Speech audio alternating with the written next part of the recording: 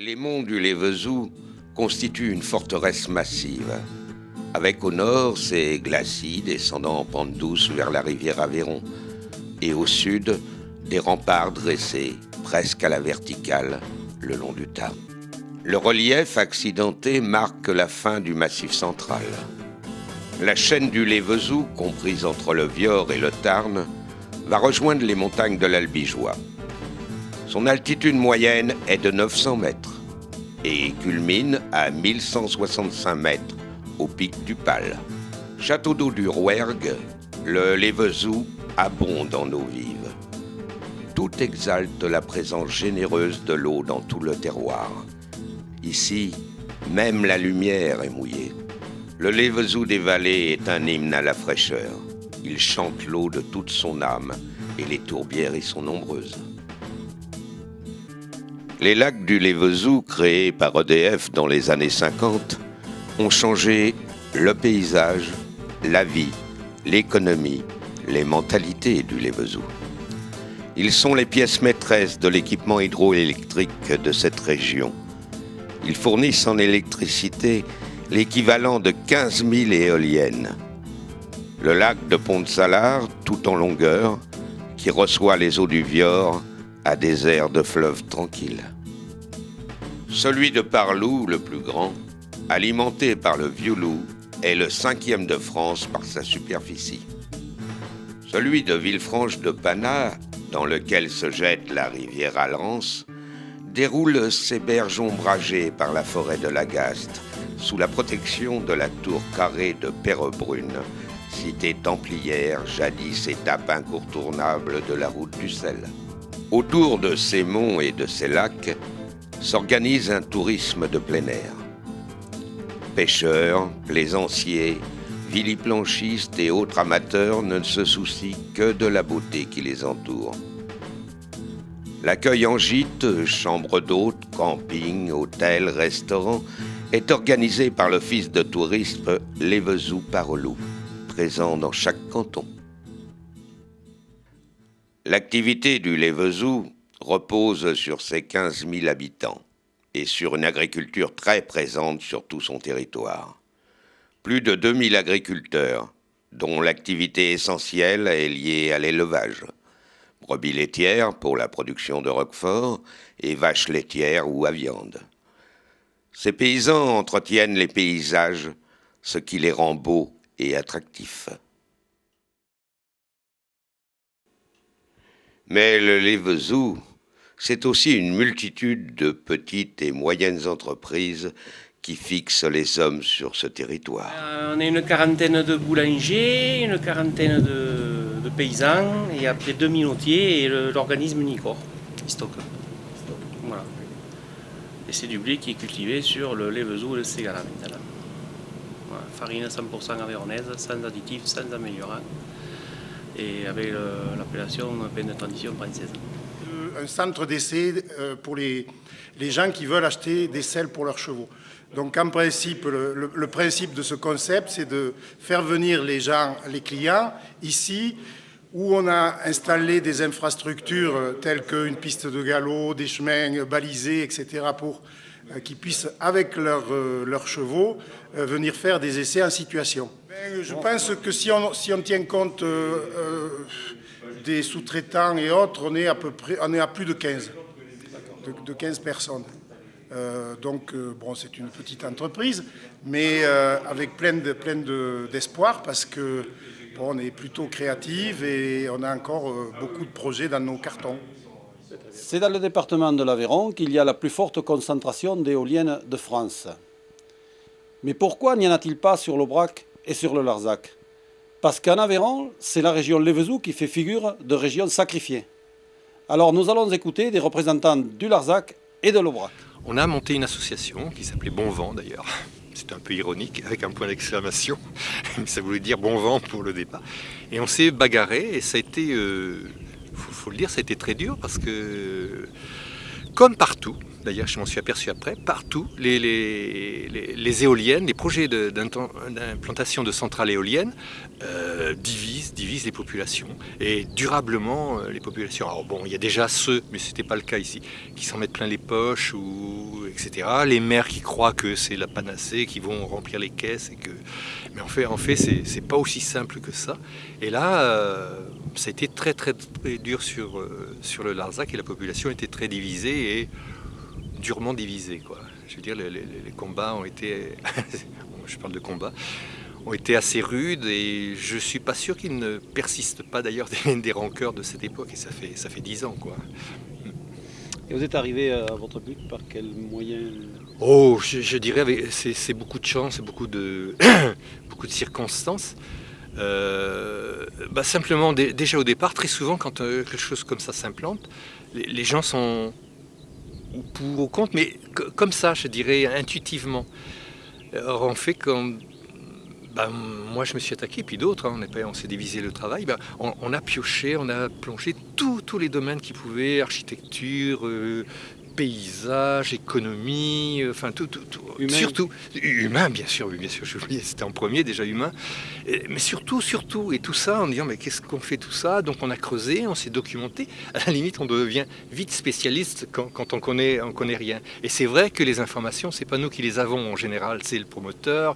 Il sait où, il sait pas d'ailleurs. Hein. Et dès lors qu'on creuse, on a forcément des arguments. Bon, après, il faut durer, ça c'est important, parce que les délais sont très longs.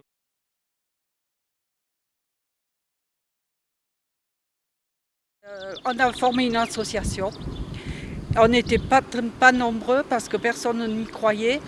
Alors on était au maximum 6 ou 7. Et on est allé voir on a écrit aux conseillers généraux, aux députés, aux sous-préfets, au préfet, mais aucune réponse de nulle part.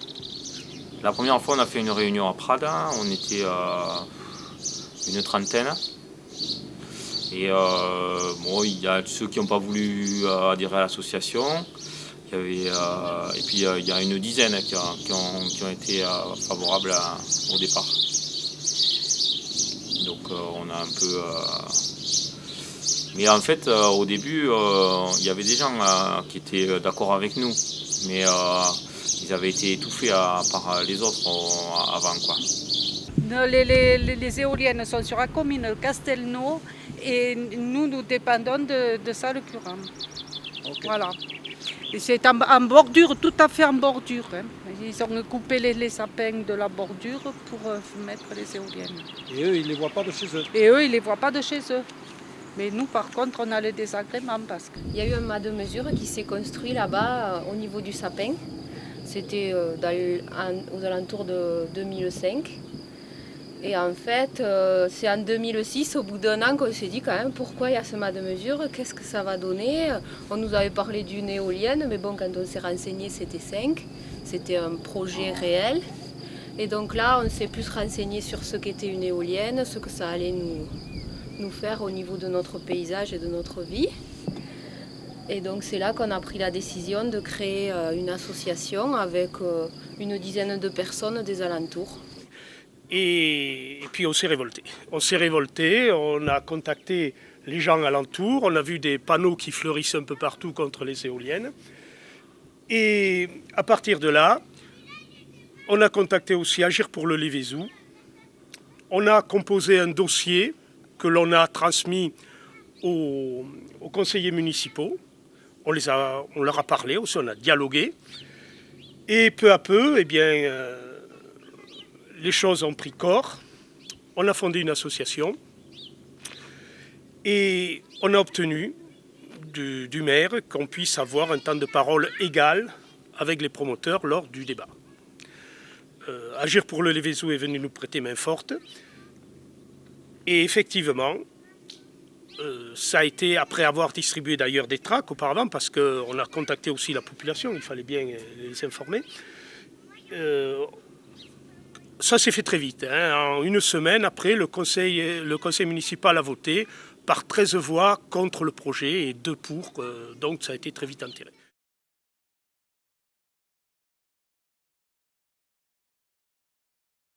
Il habite à un voisin qui habite à 35 km. 35 km qui n'est pas né ici et qui n'habite pas ici. Bon, il en prenait 3 et d'ailleurs les promoteurs avaient commencé à le démarcher lui d'abord. Ils savent faire. Et après ils m'ont demandé d'en prendre 3. 3 de mon côté, de la nationale par rapport à la nationale et 3 de l'autre côté. Et ce qui s'est passé, c'est que quand j'ai vu cette technicienne éolienne là, qui est venue tout le temps, je l'avais 2 fois par semaine, là, elle m'a demandé il faut signer, il faut implanter 3 éoliennes chez vous et votre voisin en prendra 3. Et vous aurez à peu près entre 5 et 6 000 euros par an de loyer. Et par éolienne. Bon. Mais dans un premier temps, c'est vrai qu'après réflexion, on les a refusés, mais les 5 premières minutes, lorsqu'ils nous annoncent ça, avec un budget de 6 000 euros par éolienne, ça fait 12 000 euros par mois. C'est vrai que ça prête à réflexion. Et donc, moi personnellement, j'en ai parlé avec ma famille, avec mes enfants, avec tout le monde, et on a dit qu'est-ce qu'on fait. Et on a refusé les 12 000 euros, et donc le projet éolien s'est cassé la figure, puisque nous on était au milieu du projet. Et moi j'ai été contacté par le promoteur qui avait un projet en face de mon exploitation, qui avait un projet de 5 éoliennes. Bon, il avait bien avancé ce projet là, avec le voisin. Après ils sont venus me contacter parce qu'ils avaient un projet d'extension. Le problème de l'éolien, c'est que ça commence par 1 ou 2 machines et on ne sait pas où ça se termine. Parce que les gens ils ont une grosse appétit financière. Et le problème, c'est qu'ils oublient souvent le côté humain dans le développement éolien. Donc j'ai reçu le promoteur éolien chez moi. J'ai eu droit à la grande visite du grand patron, où il m'a vanté tous les mérites de son projet éolien et tous les bienfaits que ça pourrait avoir localement, notamment financiers, avec la taxe professionnelle. Bon, suite à ça, je me suis un petit peu renseigné par rapport à l'éolien. Bon, il faut savoir que quand le projet a été lancé, il n'y avait aucune éolienne implantée sur la région. Donc on avait une grosse difficulté pour se faire une opinion, parce qu'on ne savait pas vraiment à quoi ça... Enfin, moi personnellement, je ne savais vraiment pas à quoi ça ressemblait une éolienne, ni même ce que ça pouvait engendrer. C'est vrai que quand on te dit qu'on va mettre un mât de 120 mètres de haut, ça fait réfléchir, quoi. Ça fait réfléchir parce que c'est quand même gigantesque. Il y avait une phrase qui m'avait plu, c'est que vous aviez dit « Ma hantise, c'est de voir une maison en lose au toit effondré avec à côté une éolienne toute neuve ». Oui, peut-être. Ça voulait dire que, de toute façon, on ne restaure rien. Par rapport à la sauvegarde d'un peuplement, parce que nous on est sensibles dans cette région à la sauvegarde minimum d'un seuil de population, parce que le cadre de vie lui-même est menacé. Et si on lâche de ce point de vue-là, on est complètement exclu, en fait. Et qu'est-ce que vous a... Où est-ce que vous êtes allé chercher l'information pour refuser des projets éoliens dans votre région?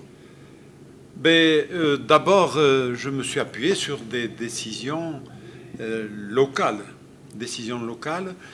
et puis aussi sur un projet qui commençait à poindre sur l'Aubrac. Décisions locales qui résultent d'une initiative des élus, des maires, dans le cadre d'une organisation qui leur était propre, le syndicat des communes de l'Aubrac, décide un jour, compte tenu du déclin prévu et prévisible de l'agriculture qui sauve son chiffre d'affaires, mais qui va voir se restreindre le nombre d'actifs. Alors les élus, à ce moment-là, après une consultation organisée par mon prédécesseur, qui s'appelait Raymond Querelle, eh bien, disent la seule voie de développement possible, c'est le tourisme. Alors donc, moi j'ai pris le relais, gardant cette perspective. Et il m'est apparu, après avoir visité toutes les installations, plus au sud, dans le département de l'Aude notamment, je me suis matérialisé en quelque sorte, et j'ai transposé ce que je voyais devant moi sur notre territoire, sachant qu'ici, sur l'Aubrac, les paysages, le ciel, la nature, les monts d'Aubrac constituent les premiers éléments d'attractivité sur le plan touristique. Ça fait 5 ans maintenant que nous sommes ici, sur Vezin. 5 ans après avoir cherché un peu partout dans la France. On a traversé l'Aveyron et ça a été le coup de cœur. Et on s'est dit, ben voilà, on va venir s'installer ici, en venant de la région Rhône-Alpes. Pour faire du tourisme? Pour faire du tourisme, pour faire un petit peu d'accueil, de chambre d'hôtes, changer d'environnement, se mettre au vert, comme on dit. De toute façon, j'ai pas trop le choix, hein, parce que moi j'étais venu ici pour m'installer, je suis cuisinier et hôtelier, donc je voulais monter des chambres d'hôtes et des tables d'hôtes, des gîtes, faire un peu de l'activité touristique, mais c'est pas possible, il n'y a personne qui va venir passer des vacances sous le bruit d'une éolienne. Le Vesoul aujourd'hui il a bien changé, on l'a traversé il y a 5 ans et après avoir traversé bien tout l'ouest de la France, le sud de la France, on a cherché, on a traversé le Vesoul, ça nous correspondait, on s'est dit bon ça va être ici. Après on a cherché la maison, on a trouvé la maison à Vezin et maintenant qu'on repasse sur le Vesoul, ça a bien changé, beaucoup d'éoliennes. On repasserait maintenant, on ferait notre recherche maintenant, pas sûr qu'on s'y arrête. Hein. Le deuxième point qui était lié à une démarche que vous connaissez bien, c'est celle du projet de parc naturel de l'Aubrac. Bien, il nous est apparu aussi là qu'il était illogique d'entreprendre ou de laisser entreprendre des projets qui obligatoirement allaient impacter le milieu naturel avant que dans le cadre du parc, il y ait eu une réelle réflexion sur l'opportunité de telles installations. Et c'est la raison pour laquelle la délibération a été prise dans les années 2003, je crois, s'agissant donc de l'implantation des éoliennes sur l'Aubrac. Voilà, ça n'a pas été une attitude, disons, c'est pas une attitude d'obstruction systématique. Nous avons pris en compte aussi d'autres éléments que vous rappeliez, le fait ça moi j'ai pu constater maintes fois que des projets de résidence secondaire, par exemple, de reprise d'une ancienne étable, d'une maison d'habitation en péril, eh bien, était envisagé par des gens qui prenaient la peine ou tout simplement qui avaient détecté le risque et qui disaient mais surtout vous n'avez pas de projet d'éolienne autour de chez vous. Sinon, notre projet n'a plus de raison d'être. Moi, au tout début, quand j'ai entendu parler qu'il y avait des gens qui s'opposaient aux éoliennes, je ne pouvais pas comprendre. Parce que j'avais une bonne image des éoliennes, comme la plupart sûrement des Français à ce moment-là, des habitants de ce pays. C'est après que lors d'une réunion publique à Vezin, quand j'ai vu des voisins qui s'étripaient en public, que j'ai dit il y a sûrement quelque chose à faire. Il ne faut pas qu'on laisse se détériorer ce climat parce que plus rien ne sera possible. On a mis quand même plusieurs années à construire une agriculture solidaire. On est dans un pays où il y a beaucoup d'entraide au niveau des CUMA, au niveau de l'entraide, je veux dire, en cas de coup dur. Moi, il me paraissait invraisemblable qu'on laisse s'installer un climat délétère comme ça. Non, ça a été difficile parce qu'en fait, nous, on voulait lutter contre les éoliennes et défendre notre paysage et notre pays. Et les gens ont cru qu'on se battait contre eux, alors qu'on ne se battait pas contre des personnes, on se battait contre des machines industrielles qui allaient détruire notre pays. C'est pourquoi je me suis vite rendu compte, en allant chercher les informations, que le discours des promoteurs était plein de contre-vérités et que même les signataires, les premiers signataires avaient été abusés et qu'il fallait aller à leur écoute. Je crois que c'est un peu ce qu'on a fait. On est allé écouter ces gens-là et puis de là, on a réussi à rétablir un certain climat de confiance parce que je me suis très vite aperçu que ceux qui étaient engagés dans l'association d'opposition auraient pu être à la place de ceux qui avaient signé et vice-versa. Donc je crois que moi, quand on m'avait consulté à l'époque pour savoir qu'est-ce que je pensais des éoliennes, j'avais donné mon aval en tant que responsable syndical de la région Vesoul. J'avais donné mon aval parce que j'avais une image favorable. On était tous responsables de la situation, de ce qui nous arrivait.